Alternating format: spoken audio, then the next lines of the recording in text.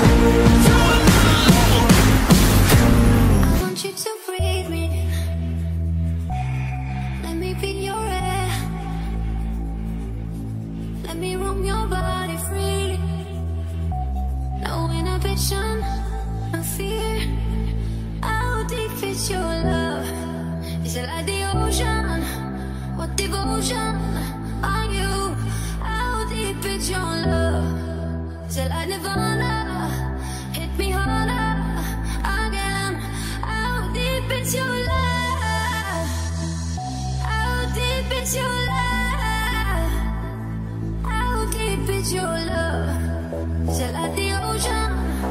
Pull me closer.